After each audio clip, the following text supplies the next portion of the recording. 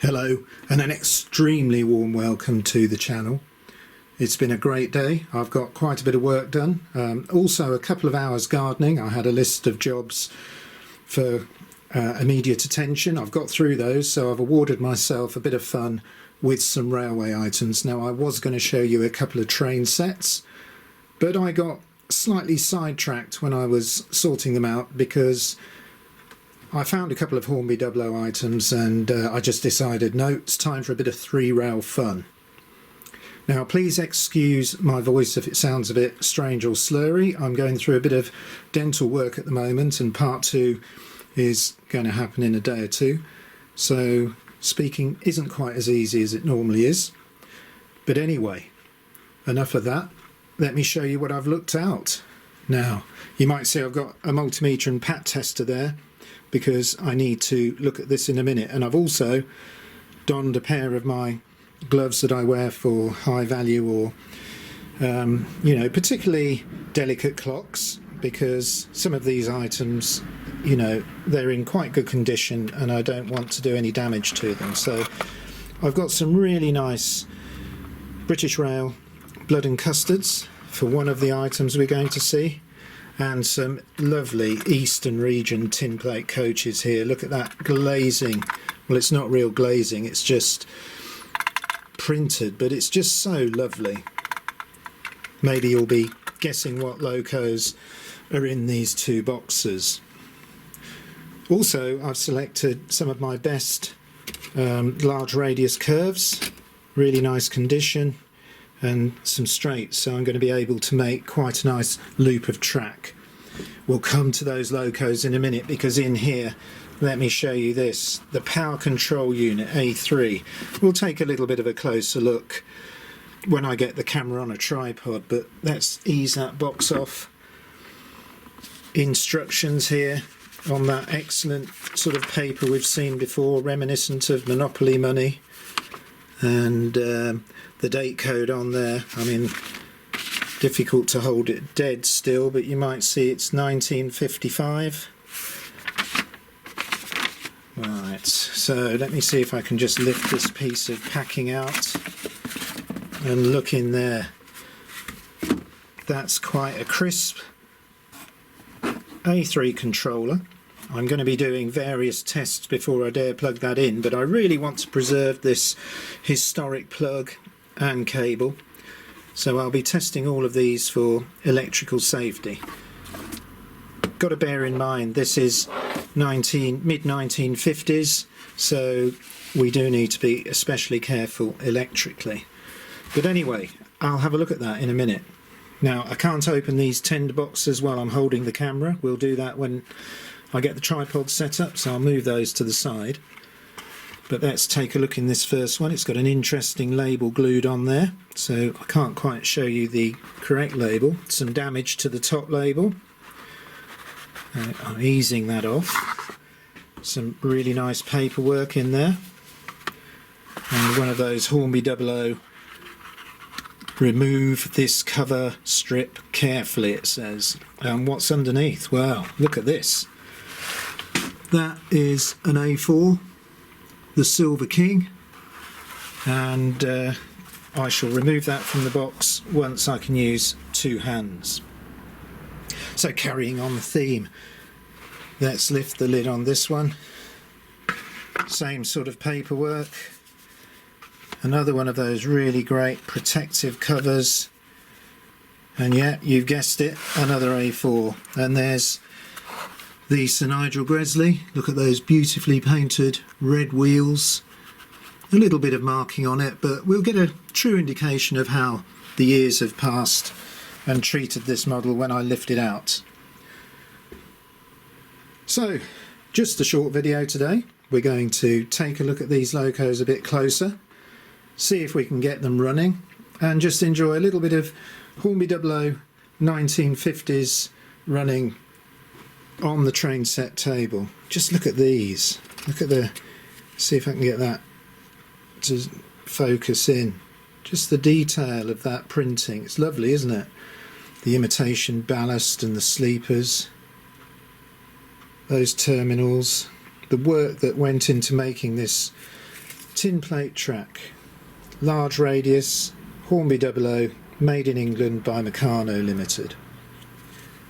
Right, well, I'm going to set the camera up slightly differently, and we're going to have some fun looking at this stuff and seeing if we can get it going. Okay, well, I've taken a bit of time and I've unpacked everything. Really snug fit in the boxes, some of the items, but pleased to report that the lovely looking A3 has passed all its tests. And look, here's the output, and if I put it on to full on the controlled output and just short these very quickly, you can hear that distinctive overload noise and the light comes on. We've got power and hardly any hum as well. Unbelievable to think this transformer was wound back in the 50s. They did such a good job, and in fact, if I can reach to the box, just bear with me. That's I'm sorry if it's a bit of a mishmash, this video, but I just wanted to show you. This unit embodies double wound transformer, full wave bridge connected rectifier, polarity reversing and resistance control, and self resetting magnetic current limiter, and of course a suppressor, so anyone listening in to the home service wouldn't be banging on doors saying, what's that crackling? Right, what have we got? We got a few bits of paperwork in the box, some really nice extra bits someone must have slipped in, some points instructions, the actual instructions for the power unit showing which of these goes to the controlled output and the unregulated outputs. And this is the type that has plug-in spades. I do believe some have terminals, so I've got a complete set of these really nice plugs that go into the sockets on the back of the controller. I'm not using those today because my modern plugs fit quite nicely. Also in the controller box was just loads more different Hornby Dublo instructions someone must have stored away, and this is the best bit. Now, I think that says Coldham's Limited, 98 to 100 Abingdon Street, Northampton. Prices revised 1st of February 1955, and I'll try and fold this out just to give you an idea. Some lovely, this is the days before Hornby Dublo got into 2 rails, so these are all 3 railed items. Look at that, Duchess of Montrose, and we've got those coaches we saw earlier, and there is the Silver King. Right, let me just see whether I can open this out. It's just bear with me because I don't want to tear it. The paper is getting a bit old. Oh wow, what's this? A slip of paper, Hornby Dublo electric trains, Meccano Limited, and that's 1950, so that's a little bit older. Someone's written in pencil some prices at the top there, working out how much something is. And look at this, what's on here? Some excellent station buildings, rolling stock, locos at the top, signals. That's what I've been looking for. I think someone said in the comments the other day about the Hornby Dublo battery controller unit. I've definitely got one of those somewhere. I need to find it. Beautiful little item. But that's got a resistance, so much better than the little Hornby one I was trying the other day. And there's track, just a really nice publication. Now, before we look at the locos quickly, each of the locos had some instructions in the box. Hornby Dublo electric trains, instructions. And if I put that down on the table, you can see it's just, we've seen these sort of things before, but here's the guarantee slip and the little lovely tested label that would have been on the loco.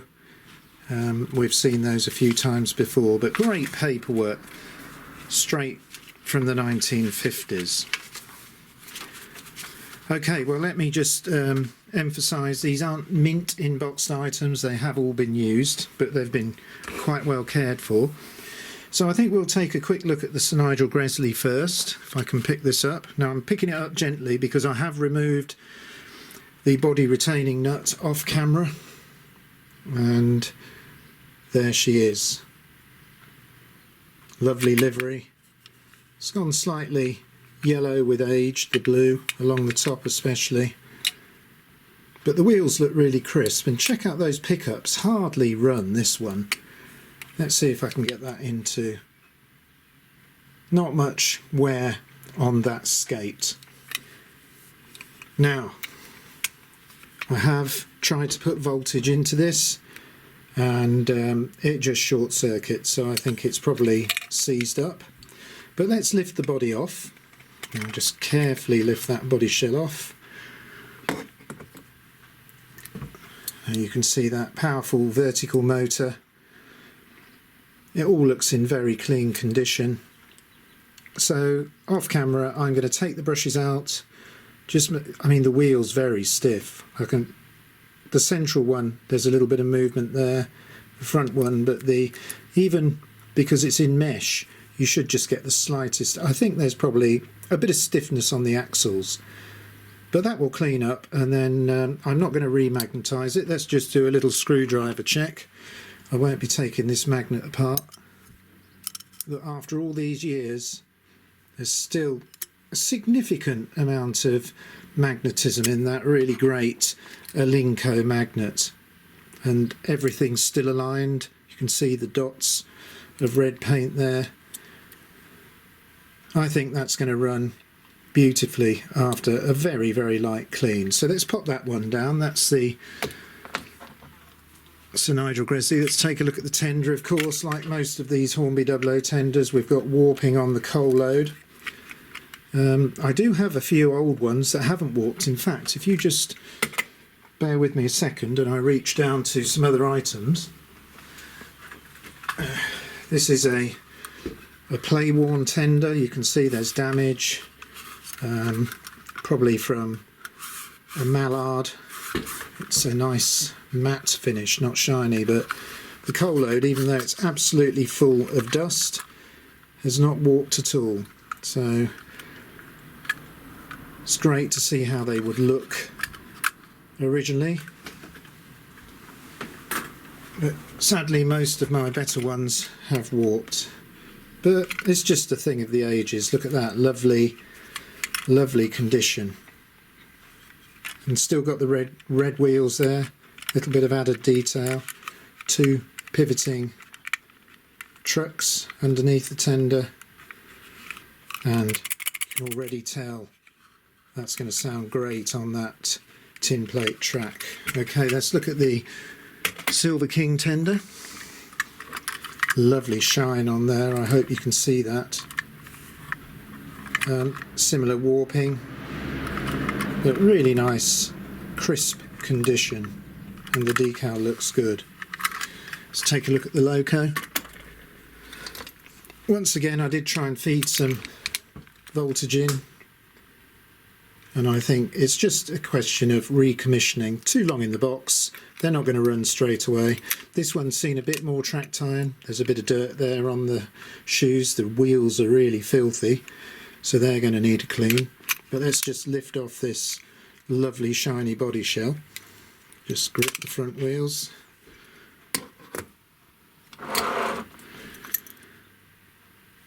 So there we have the flat suppressor. Commutator looks really nice and clean. Whole thing, the chassis is really crisp. I don't think we'll have any trouble coaxing this into action. Just give the magnet a little bit of a test, and perhaps not quite as strong as the Sir Nigel Gresley, but they've run well with much worse magnets, so I'm not going to be touching that this time. I'm just going to get that cleaned up and hopefully running. Now, just before I do that off camera, show you a couple of these coaches slightly closer up. Lovely shine on these still. little bit of paint loss here and there, and those look really nice metal wheels. Roof's in pretty good condition. Let's just take a look at the other one.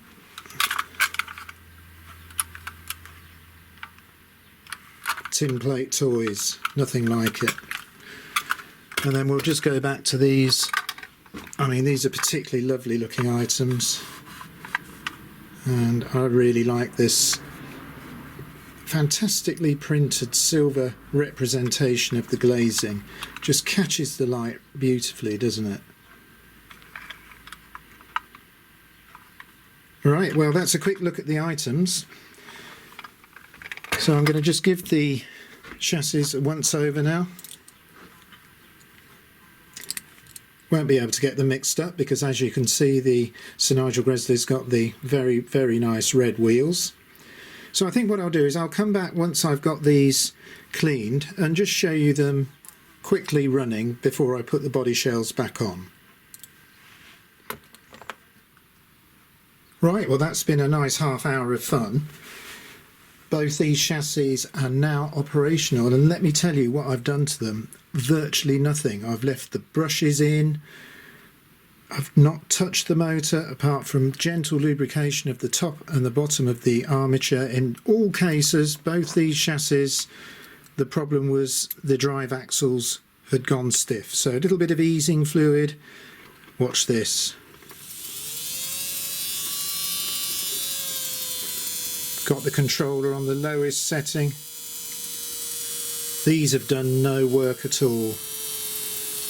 Check that out. Beautiful quiet running. Obviously there'll be a bit more echoing with the body shell on. I've taken this opportunity to clean up the wheels a bit.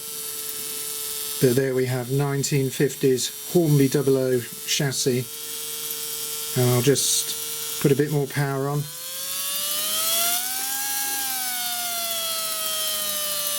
And let's try in the other direction. Some great smells coming out of this motor. This is going to need running in. You'll notice I had to put quite a bit of power on to get it to start, but it's not shorting out, it's not drawing too much current. Beautiful run. Right, well, I'll just swap over now to the chassis for the Sir Nigel Gresley. Okay, well, I am having to hold this wire because it won't slot into the screw like it did on the Silver King. But let's just put a bit of power in. Maybe slightly noisier, but just as good. What's really good fun about bringing these old models back to life sometimes is just trying to do the bare minimum, getting them going, and then you can enjoy stripping them right down if you really want to, but often there's absolutely no need. These actually will need running in. Even the commutator's starting to clean up. Look at that. I don't know whether you can see that in shot there. Hopefully you can.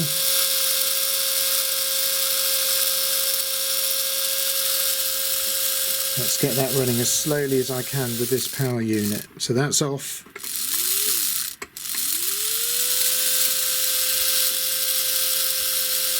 What a great runner. Okay, well, it's time for the real fun now. I'm going to slip the body shells back onto these locos, put the boxes and everything away, set this tin plate track up, and we'll see how they actually run.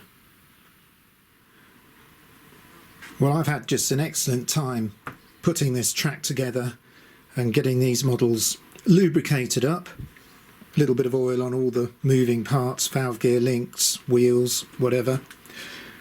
Here's the controller. I will just re-emphasise, don't plug your old controller in unless you've had it tested by a qualified electrical engineer or a competent person with the correct equipment, because we're looking at 75-year-old plus technology, and cables, and you can get nasty shocks from mains electricity. So it's 100% important this is checked and passed, fit for use.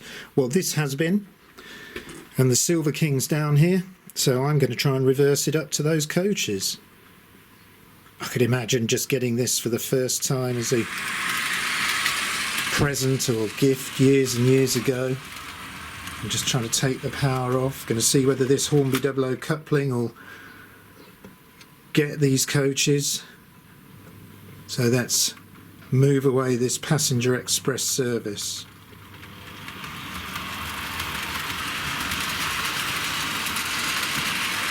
Well, I've got it at a slightly slow setting. You can see the levers more or less around halfway round its travel, and the loco's picking up speed, so I'm just going to back that off a fraction.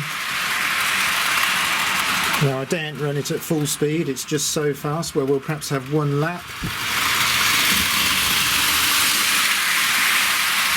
but I certainly don't want this flying off the table, so I'm going to select a nice realistic speed so we can just get a few shots of these 1950s items.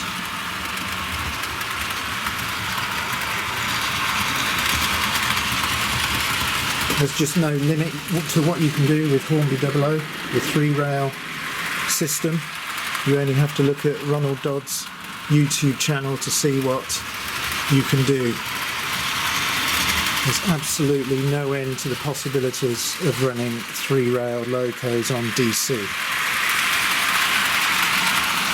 I want to see if I can catch a couple of nice shots of this as it comes by.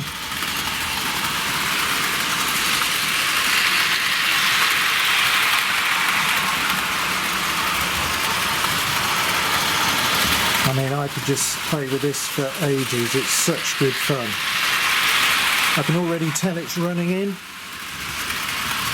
Just going to reduce the power down fractionally and see if I can get some slow running.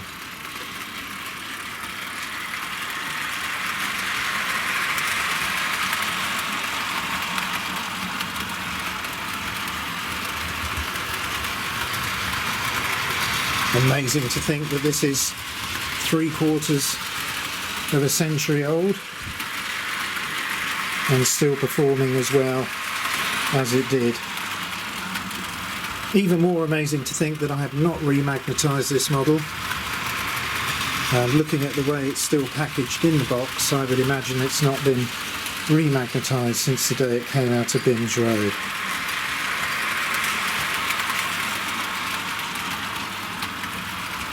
Okay, well, let's pull this round to the front of the layout and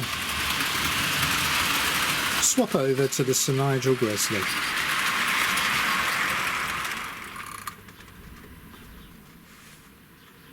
Well, here's the great Sir Nigel Gresley on the rails, and I'll just try and get down to this. I remember one of my last trips out before COVID to York and watching this locomotive in a completely stripped down state, and it's great to know it's now back up and running. And I saw a clip, it's in an excellent black livery, and the A4, the Sir Nigel Gresley, in real life and on this table are operating again. So let's just see if I can get those tin plate coaches. Do you think that's coupled? I hope so. Now there is a bit more gear noise from this model. Let's just leave it at this slow speed. You'll notice that I've got the controller set a little bit less than the Silver King, so this chassis is a little easier. I'm sure it will run in soon, but another great Hornby Dublo model. Let's just bring it to a stop. That was a bit sudden, wasn't it? And see if it'll go round in reverse. Bit of humming and it's away.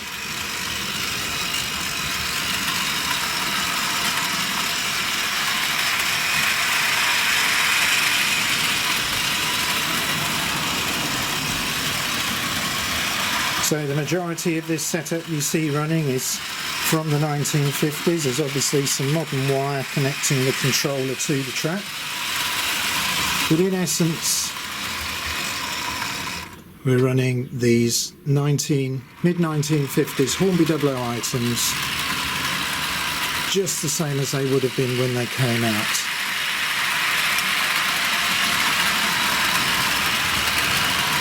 Well, I think spending a couple of hours or so getting these out of the boxes, checking them over and seeing them run again is a great way to spend a bit of free time at a weekend.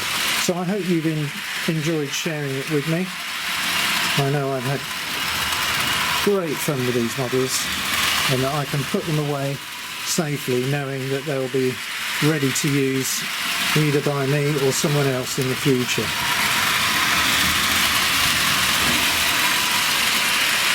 I think we ought to add a little bit more power to the great stuff now, racing round.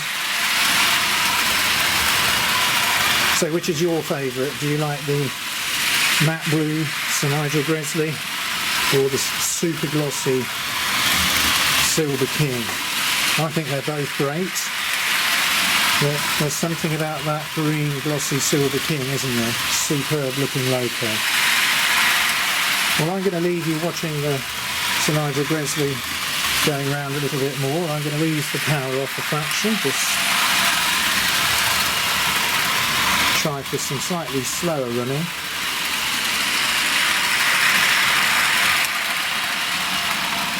So as this lovely Hornby Dublo A4 goes round this large radius loop,